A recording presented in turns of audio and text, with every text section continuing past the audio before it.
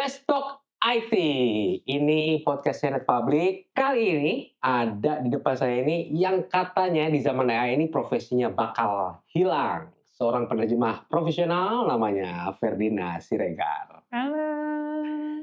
Kita akan jawab ya. Ada mitos besar nih di antara kalangan komunitas penerjemah bahwa AI ini bakal menggantikan fungsi atau profesi penerjemah apa nggak sih? Tapi sebelumnya sampai ke sana dulu, gue mau tanya dulu nih, Jang Ferdina nih. Oke, Ini zaman gimana? AI, Mhm. kenyataannya lu masih banyak kerjanya nggak sampai sekarang nih? Iya, alhamdulillah masih. Berkurang atau enggak nih? Enggak. Apa aja yang dikerjain?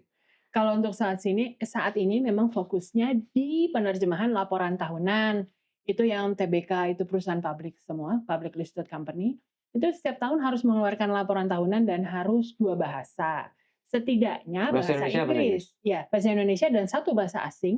Setidaknya bahasa Inggris dan itu ada di POJK-nya. Jadi Apa tuh POJK rame. tuh? Peraturan OJK. Oke, Wajib 2 bahasa. wajib, Berarti wajib. pekerjaan itu ada terus perusahaan IPO kan nambah terus tiap tahun. Oke, jadi setiap ada perusahaan mau IPO, Heeh, lowongan kerjaan, betul, habis itu sampainya ke Jang Ferdina untuk alhamdulillah menerjemahkan. maunya sih begitu. Artinya setiap hari masih ada kerjanya dong? Masih kok, masih.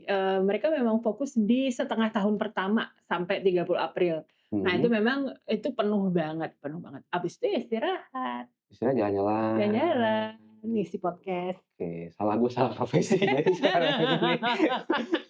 Enaknya jadi penerjemah, masih bisa jalan-jalan setelah itu. Oke, dengan load yang cukup banyak seperti itu ya, Mhm, dan juga ya nggak satu lah ya pekerjaannya ya, pasti mhm, biasanya ya, projeknya nggak satu ya. Ini iya. pakai ada tools apa nggak nih? Betul. Jadi karena kalau, karakternya laporan tahunan ini dia banyak banyak, tebel, dan semua numpuk Januari sampai April.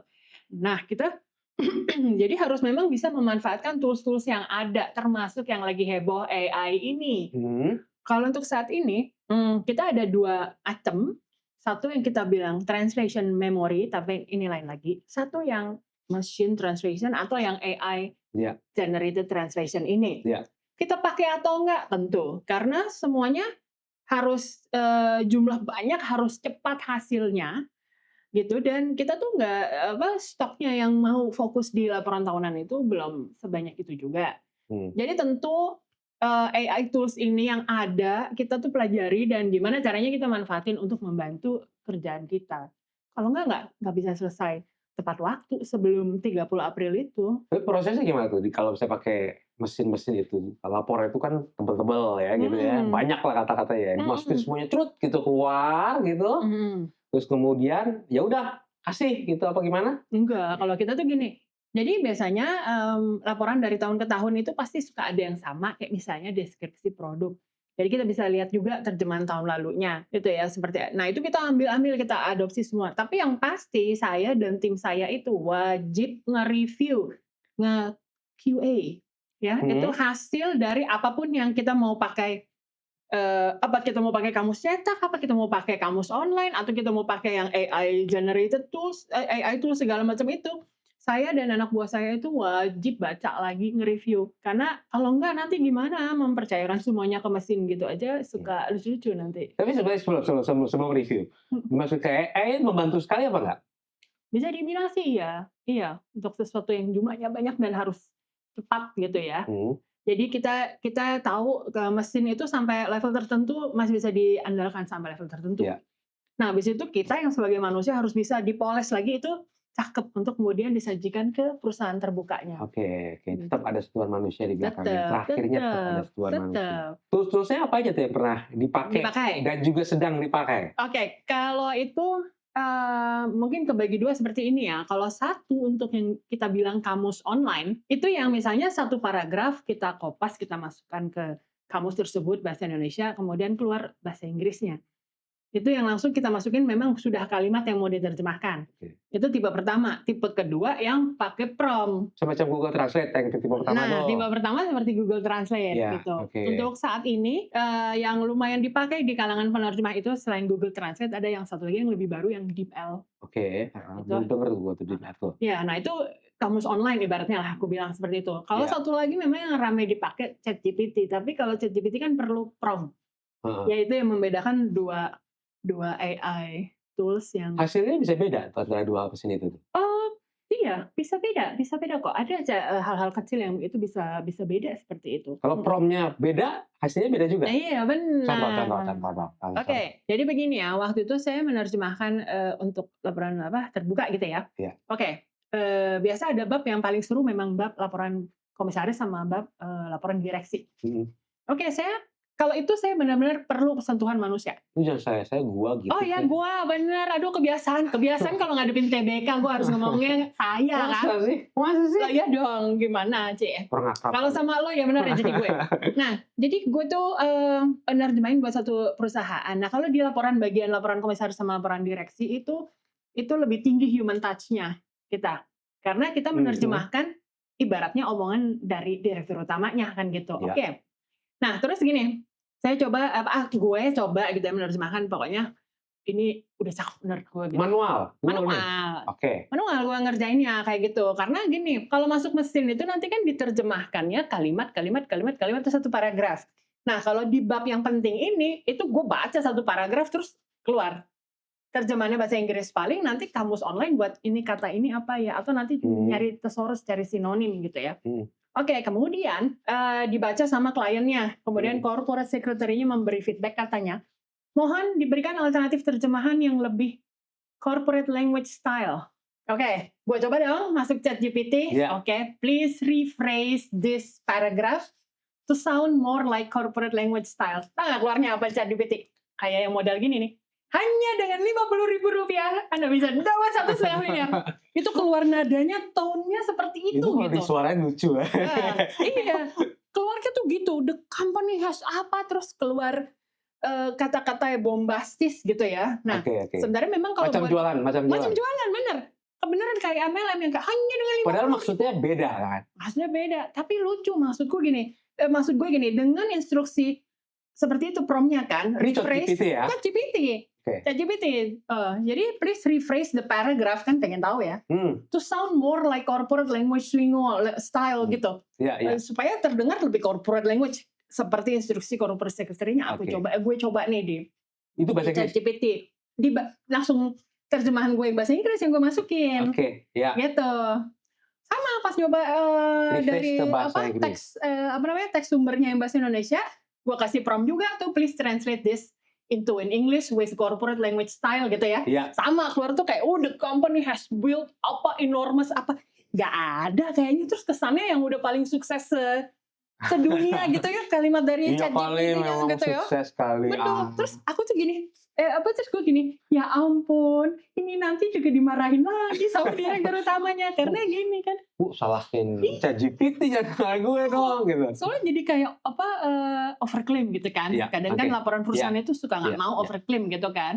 Tapi maksud aku gini, ya karena emang saya pakai AI jadi paham kekurangannya dia. Kayak gitu nggak bisa tembus langsung ke corporate secretary, pasti suruh benerin lagi dengan kalimat seperti itu. Karena ini nanti dibilang sumbernya kita nggak bilang kalau kita sangat berhasil dalam menembus pasar ya, yang gitu tuh. Pokoknya jadi bombastis banget gitu ya. Jadi ChatGPT ada hasilnya seperti itu. Tapi kalau cuman please rephrase gitu ya, atau paraphrase the paragraph itu masih mending. Jadi nggak keluar bombastisnya. Oke. Lucu gitu dikasih prompt. Begitu berubahnya ya. Dikasih prompt sesuai anjuran klien. Ayo, saya minta terjemahannya coba bisa lebih corporate language style. Ya akhirnya aku juga yang mikir ini juga nih, akhirnya gue juga yang mikir nih, kepala gue yang mikir. Karena begitu nyoba AI, gue tapi baru nyobanya belum nyoba Copilot, Gemini belum. Lama belum ada sih di Indonesia sih. Belum, jadi baru coba ChatGPT gitu ya. Nyoba untuk paraphrase to sound more like corporate language, aku baca sampai kakak gitu, karena beneran kayak itu. Ya, Anda bisa mendapatkan pensiun yang kurang lebih mempercepat dong. Tapi mempercepatnya dapat. Nah, maksud gue tuh dapatnya adalah gini, mesin menghasilnya gini, gue kerjain sendiri aja. Kalau paraphrase ya. Iya. Kalau paraphrase. Tapi kalau misalnya untuk terjemahan harus berapa ratus, harus cepat, itu untuk kecepatan memang dapat, udah ready. Tapi memang akhirnya penerjemah penting banget skills editingnya. Oke. Karena harus ngelihat hasilnya, terus pas kita review, kita ngedit sesuai style kliennya, Hmm. lihat laporan tahun lalu, terus Hmm. itu di luar tata bahasa Inggrisnya gitu. Jadi mau nggak mau penerjemah harus paham itu, berarti harus kemampuannya lebih tinggi dari mesin itu, dalam hal Oke. bahasa ya. Lu kan kerjanya Inggris Indonesia, Indonesia Inggris juga kan? Ya, kalau untuk yang laporan tahunan ini sih memang 99% itu bahasa Indonesia ke bahasa Inggris. Karena kebanyakan penulisnya penulis bahasa Indonesia gitu. Jadi gue nerjemahinnya ke dalam bahasa Inggris. Selain paraphrase gitu ya, Mhm. kelemahan mereka gitu ya. Ada nggak sih kata-kata yang mereka suka salah terjemahin gitu loh? Iya. Sebut satu aja deh, nggak usah banyak-banyak deh. Iya, Itu bolak-balik iya bolak-balik, iya itu gitu. aja salah mulu Ini gitu. malah malah gini, kayak Google Translate gue pakai udah dari kapan ya, Iya. kayaknya dari dulu masih kurang, jadi mendingan. Terus malah nemu gini, "Hah, yang ini kenapa salah?" Ini yang paling seru nih, past tense itu suka salah di Google Translate. Iya, oke. Jadi gini, di bahasa Indonesia itu mungkin berterima ya untuk bilang pada tahun 2023, ini kan lampau kan? Iya. Perusahaan telah. Iya. Ya bahasa Indonesia mungkin oke-oke aja. Ya Hmm. udah Google Translate plek-tiplek aja in 2023 the company has. Nah, Oke. grammar jadi ngaco. Harusnya kan kalau udah jelas di lampau harusnya past tense. Ini kayaknya sebelum pandemi masih oke loh past tense. Nggak tahu habis pandemi siapa yang ngoreksi apa tuh namanya tuh berarti programnya ya. Iya, iya, Siapa iya. tuh yang ngoreksi programnya Google Translate sampai Yang ngajarin mesin itu. iya, yang ngajarin mesin itu sampai kalau itu jadi plek-tiplek sama bahasa Indonesia kan pada tahun 2023 perusahaan telah melakukan penjualan bla bla bla gitu kan. Kalau ke ChatGPT? Nah, itu aku belum Coba dong. nyoba. Gimana? Pernah nyoba kalau ke DeepL dia baca past tense. Kalau Oke. DeepL DeepL tuh ada bahasa Indonesia juga? Apa sih DeepL tuh apa sih? sama Baru denger persis gitu. kayak itu, kayak Google Translate Bayar nggak? juga. Bayar nggak? Ada yang berbayar, tapi aku masih pakai yang gratisan aja. Event gratisan aja lu masih bisa dapat memanfaatkan. Iya, iya. Apa sih DeepL tuh apa sih? DeepL mirip sih sama Google Translate ini sejauh yang gue tahu ya. Tapi dia memang menyediakan Kamus, ada AI generatifnya juga. ini, enggak, kayak apa, kayak Google Translate lah persis. Nanti udah bisa juga kalau berbayar kayaknya ya, bisa langsung nyobain satu file Word misalnya, terus diterjemahin tuh mereka. Tapi aku belum nyoba, karena itu kan kayaknya Oke. fitur berbayar gitu ya. Iya, iya, Jadi gue iya. memang lebih ke paragraf gitu ya. Iya. Seperti itu gitu. Nah, baru tadi lah ya iseng gitu ya, coba-coba lagi gitu pada tahun 2023 perusahaan Hmm. tidak melaksanakan pelatihan direksi gitu kalau nggak salah gitu. Itu Iya. di Google Translate masih salah itunya, tenses-nya salah. Oke. Di DeepL udah, keluarnya past tense bener gitu. Iya, tapi Jadi secara bad luck. word kata demi katanya juga lebih bagus daripada Google Translate. Nah, ada yang menarik adalah sebenarnya dua-duanya suka menyajikan usulan gitu ya, tapi terkadang usulan dari DeepL itu lebih menarik gitu. Jadi misalnya ada satu kalimat gitu, gue nyobanya agak norek nih, "Sorry ya, emangnya gue mau disetirin." Nah, Iya, iya, iya, setirin iya, itu iya. kan itu ada nuansa kan, apakah beneran disetirin mobil atau disetirin diatur hidupnya gitu kan. Oke, iya, Nah, itu iya, iya, menarik iya. gitu ya, di Google Translate kemudian keluar kayak apa, "Do you want me to drive?" atau "Do you want me to be Oh, dia the nganggapnya one?" apa supir mobil. seperti itu, ada kecenderungan seperti itu. Nah, waktu gue coba di DeepL, keluar satu yang mirip dengan Google Translate, tapi ada tulisan, ada usulan 1, 2, 3. Nah, dia ada usulan yang ini, "Do you think do Hmm. you think, Hmm.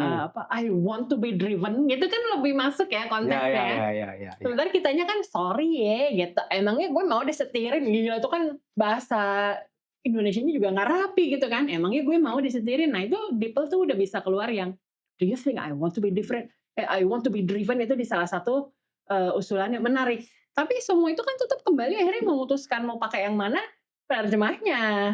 Yang memasukkan itu ke terjemahan laporannya dan Oh, oke. Ujung-ujungnya tetap orang yang kita yang memutuskan, menentukan. dikirim ke klien untuk baca hasilnya gitu. Kita tetap yang pegang kendali itu ya tetap terjemahnya. Hati-hati tuh Google Translate, ChatGPT, ada yang namanya DeepL. Coba ya, jangan ChatGPT mulu nggak apa-apa. Prompt-nya harus benar.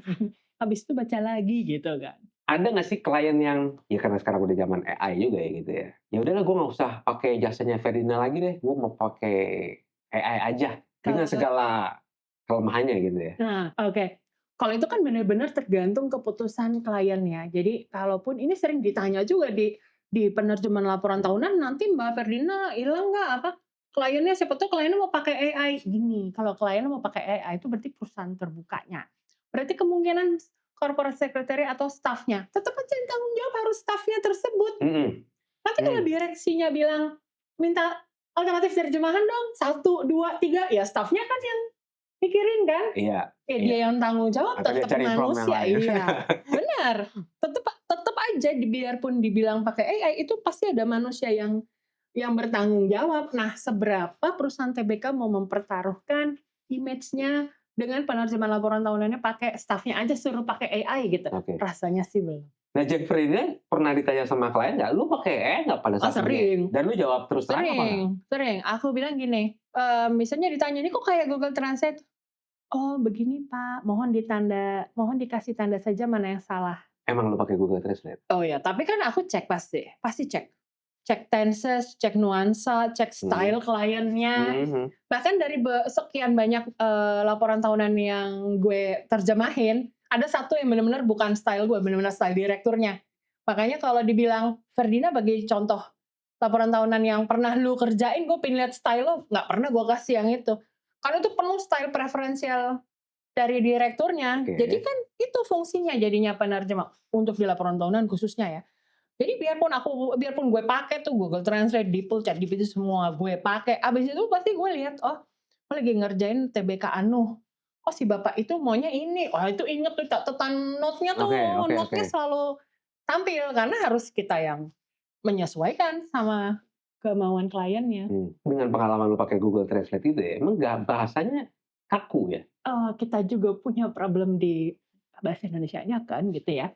Jadi kalau bahasa Indonesianya Apa nggak tuh bunyi, apa tuh? Nggak bunyi itu apa maksudnya? oh, kadang seperti ini, bahasa Indonesia tapi nggak bunyi gitu, nggak tahu subjeknya nggak ada tiba-tiba gitu, bahasa Indonesianya nggak bunyi. Itu kalau Mhm. plek-tiplek dimasukin ke Google Translate dan DeepL pun hasilnya suka nggak bunyi, kan Oh nggak jadi Indonesia itu kan suka gini nih, ada subjeknya, ada predikatnya, tapi nggak ada objeknya, gitu nah itu kan. sering juga. Atau ada predikatnya, nggak ada subjeknya, taunya ada objeknya gitu. Mhm. Itu kalau dimainin masukin ke mesin gitu hasilnya pasti berantakan? Nah, nggak enak bunyinya, nggak nanti apa ya, kalau aku Oke juga gue oke juga oke. berusaha bunyinya tuh walau gue nggak sejago native English banget, tapi Heeh. gue berusaha kalau dibaca bunyi gitu. Jangan jangan ya bahasa Indonesianya nggak bunyi, bahasa Inggrisnya nggak bunyi juga kalau masuk mesin. Nah, di situ peran penerjemah kan, bahasa Inggrisnya ya dipoles Oke. supaya bunyi Tapi gitu. kalau bahasa Inggris ke bahasa Indonesia dimasukin ke mesin lebih rapi apa enggak?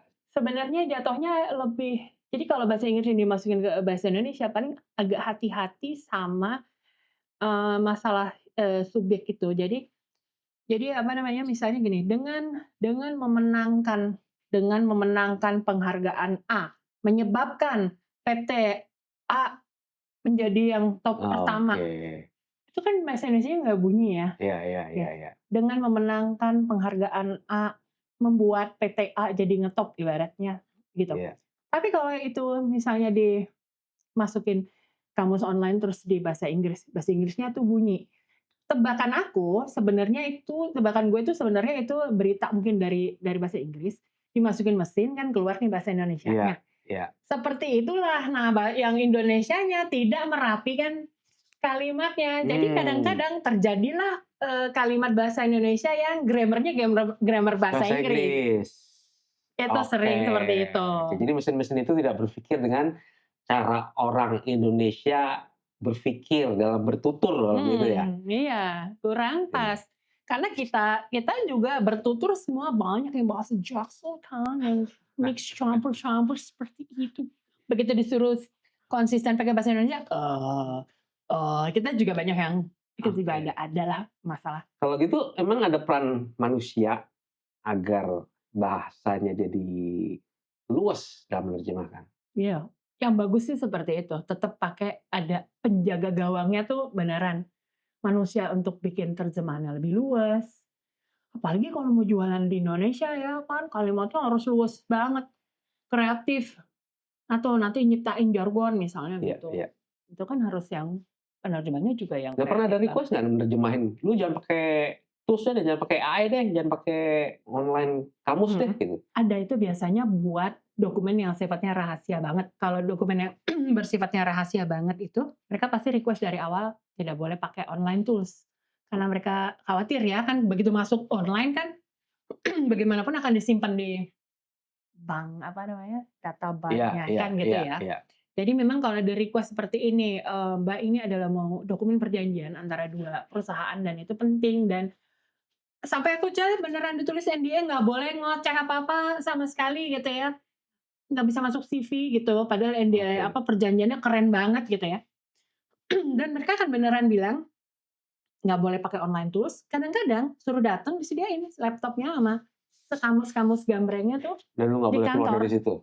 Iya, jadi ngerjainnya di situ, Nggak terus kena internet segala macam ya? nggak boleh pakai kamus segala macem gitu, itu pernah ada kayak gitu. Iya. Memang sih kalau yang sifatnya AI publik kayak ChatGPT publik gitu ya, pada saat kita masukin data, mereka juga akan pakai data tersebut untuk, belajarin mesin itu lagi gitu. Mhm, Selain itu juga, harusnya lebih aman ya kalau memang sifatnya rahasia untuk tidak memakai, mesin-mesin AI yang sifatnya mhm, seperti publik, seperti itu sih memang sih. mhm. Dengan banyaknya AI gitu nggak tertarik untuk mengulik-ngulik lagi tuh Biasanya sih sambil AI-AI itu sambil tuh? kerja. Kan baru maksudnya kan baru AI itu ya. Biasanya, nah kalau memang orang suka bilang, "Oh, nanti tergantikan AI segala macam," aku lebih cenderung gini, "Yang mana sih?" Gitu ya, Mhm.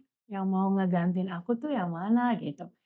Nanti pengen tahu, kenalan dong, gitu Iya kan, iya. terus nyoba, tapi memang sejauh ini baru coba ChatGPT sih, belum coba yang lain ya, gitu. Cobalah nanti kasih Iya tahu nanti gua ya, nanti gua habis bisa ini lihat ya, seperti apa. heeh. Ada Copilot, Heeh, soalnya nih bentar lagi project Annual Report mulai lagi kan, Januari kan rame amin. Gua yakin kayaknya nah, nanti mungkin beda-beda tuh hasilnya tuh. cobain, bener, cobain mana yang seru ya jawabnya, nanti mungkin coba prompt yang itu lagi, bikin corporate language style gitu, keluarnya bahasa MLM apa apa bisa lebih Kan bisa baik gitu. dibikin kayak kalau nggak salah dibikin, pakai gaya bahasa formal gitu, Mhm, mhm. atau gaya bahasa pujangga baru Iya gitu. iya, benar benar, nanti keluar itu, cakep gitu, tapi memang abis itu tetep kita yang memutuskan kan mau pakai yang mana, apakah cocok atau enggak. Kadang juga kita lihat karakter, apa, karakter perusahaannya, dia perusahaan apa, kalau dia perusahaan lebih banyak kreatif gitu ya, entertainment, apa, seperti seperti itu mungkin Mmm. bisa kasih, apa, terjemahan yang berbau kreatif gitu ya. Tapi kalau dia, bank itu kan suka lempeng gitu Oke, kan. iya iya Nah, iya yang kayak iya. gitu-gitu kan, itu ya nggak bisa dikasih bahasa kreatif gitu ya, kayak Mmm. gitu. Nah, itu kan yang menentukan style-nya mau yang mana ya, jatuhnya penerjemahnya. Nih buat penonton yang lagi cari-cari penerjemah profesional nanti bisa hubungin Jeng, Ferdinand Siregar ini, nanti linknya ada bisa dilihat di description box. Langsung call dia lah untuk tahu banyak mengenai penerjemahan. AI ini kan bisa dibilang sebenarnya baru meledaknya sekarang-sekarang ini. Mhm, Di smartphone seperti Samsung, Apple, dan juga Google Pixel tuh udah ada yang sifatnya bisa menerjemahkan secara langsung live translation. Bahkan Meta itu baru-baru ini kan ngeluarin, kacamata, keren lagi kacamatanya. Orion itu bisa juga langsung langsung menerjemahkan juga lagi ngobrol begini, lu mhm. ngomong pakai bahasa Inggris, bahasa Spanyol gitu, bisa diterjemahkan ke bahasa lain. Kayaknya tapi bahasa Indonesia belum ada ya. Itu nggak membuat lu semakin tertekan gitu ya, kok device-nya makin lama makin gampang gitu, lu nggak perlu ngetik, nggak perlu nge-prompt, nggak perlu apa gitu, dia bisa bisa langsung terjemahin gitu nanti. Nah, gue ngerasa masih aman-aman aja karena kebanyakan yang gue kerjain adalah laporan perusahaan dan laporan tahunan dan laporan perusahaan. Mhm. Nah, kalau memang, device yang ada di bawaan Samsung itu translate segala macam, itu memang temen gue juga udah ada yang pernah nyoba dia beli, Ya, bela-belain beli Samsung yang mahal itu ya. heeh. Dia nyobain, memang dia oke, tapi sejauh ini yang dia pakai buat ini, belanja. Lumayanlah kalau lagi jalan-jalan ke Korea, dia belanja atau beli makan pakai, Oke. handphone canggih itu gitu ya, dia Iya bilang iya seperti itu. iya iya. Nah memang terus kita juga, Dia ngobrol ngomong bahasa Indonesia diterjemahin ke heeh, Korea gitu? iya dia nyoba seperti itu, bahkan Kalau nggak dia nyoba dari bahasa Inggris ke Korea ya, karena Ya, biasanya bank datanya itu pasti yang canggih Inggris Inggris. to any language Ya. Oh, oke. gitu ya, Ya, bukan ya, ya. Indonesian to any language belum. Jadi Ya. Inggris to any language. Jadi dia ngomongnya pakai bahasa Inggris, keluar tuh bahasa Korea dia pakai buat belanja skincare, apa makan, kalau beli makan juga nanya makan gitu ya. Biasanya Oke. halal atau enggak gitu pakai. Ya, ya, ya, ya. Dipakai Samsung-nya seperti itu kan canggih. Nah, tapi kalau buat penerjemah atau juru bahasa ya seperti itu, kita memang sejauh ini juga nggak pernah kerja yang seperti itu gitu ya. Kayak juru bahasa juga kerjanya kan acaranya konferensi atau Hmm, meeting yang hmm, hal-hal hmm. yang seperti itu ya gitu. Jadi alat itu oke gitu, dipakai teman aku sih dia sukses belanja skincare nggak ada yang salah titipan Ya, temennya, ya. gitu. Sukses, sukses. Aman, aman. Terus? Aman Nah, gitu. kalau bisnis lah, Mhm, gua mau meeting sama orang yang bahasanya gua nggak tahu, saya bahasa mhm, Portugis gitu ya. mhm. Terus dia bisa menerjemahkan langsung tuh menurutmu berguna apa nggak? Itu gini, itu alatnya sih, ya alatnya kan dibuat gitu ya, tapi tantangannya tuh seperti ini, alatnya dibuat tuh kan pasti ada programnya kan gitu ya, dan itu dibuat dengan oke, ini kaidah bahasa misalnya, kita belum ngomong bahasa Indonesia deh, mungkin belum canggih gitu ya. Misalnya bahasa Inggris ke bahasa Spanyol itu kan, wah semua grammar-nya udah pakem gitu ya, 2 Mhm, bahasa mhm, masuk gitu kan. mhm, Nah, kemudian yang perlu jadi, dipertimbangkan adalah bahasa Inggrisnya. Yang mhm. ngomong bahasa Inggris tuh dia bahasa Inggrisnya rapi atau enggak. Inggris kan ada Inggris logat Singapura, logat India, logat Latin, logat Indonesia, apa ya, Ya, ada ya, ya. dialek-dialek yang berbeda.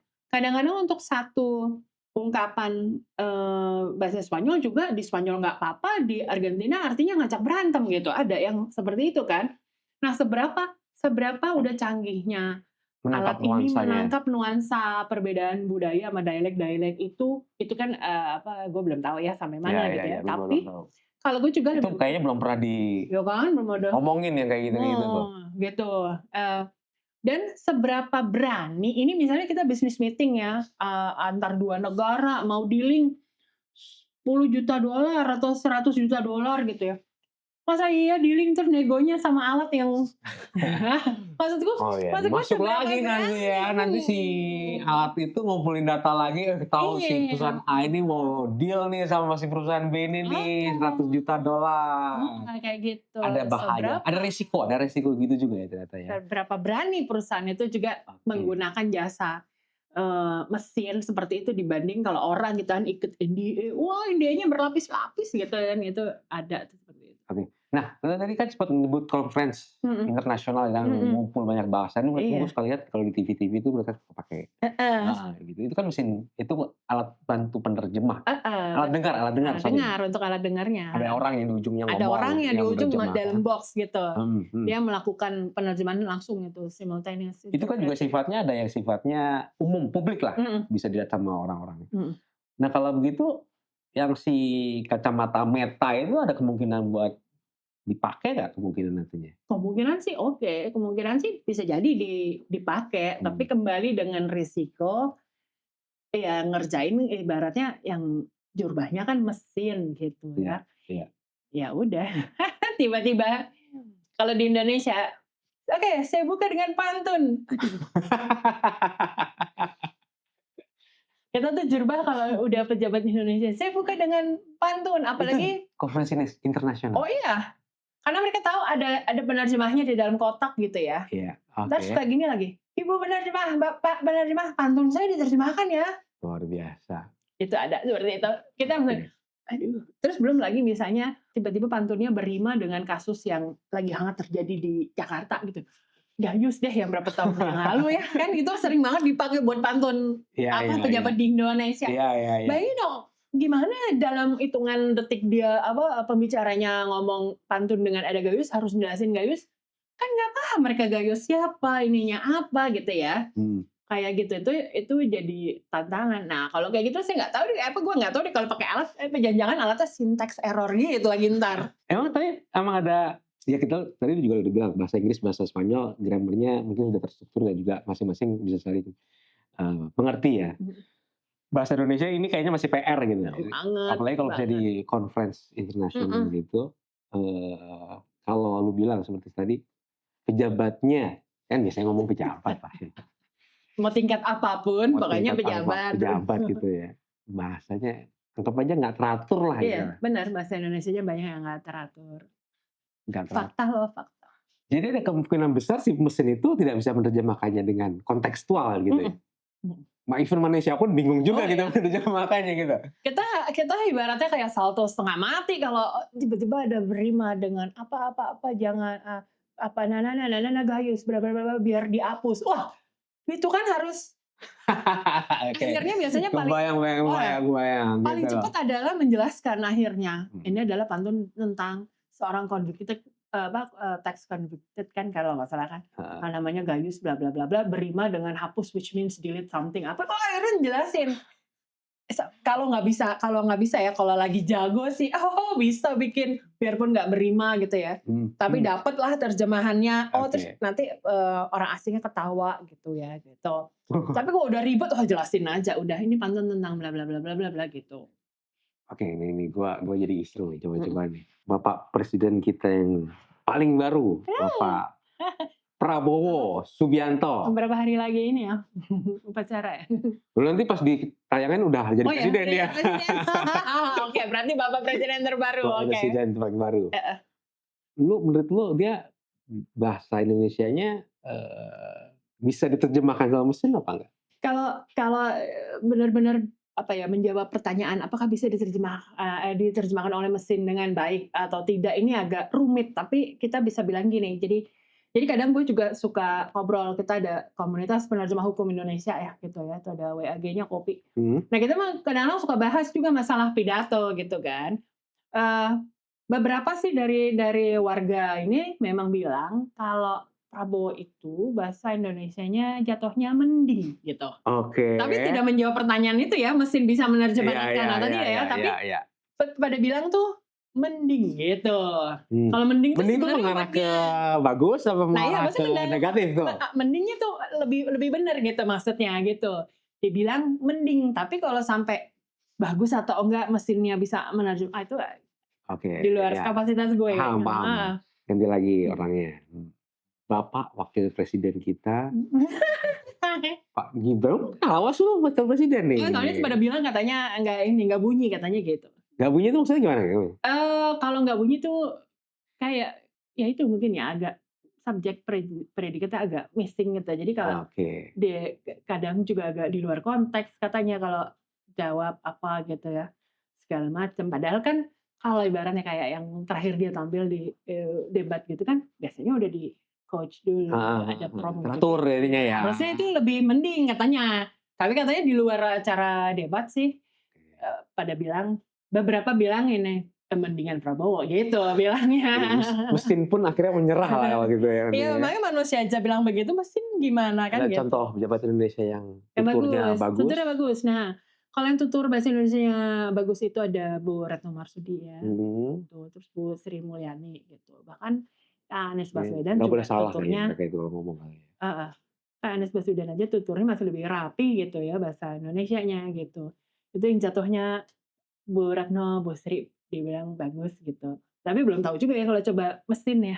Masih boleh juga ya kalau emang udah ada mesinnya dengerin pasang pidatonya Bu Retno yang bahasa Indonesia ya. Dia kan bahasa Inggris juga bagus.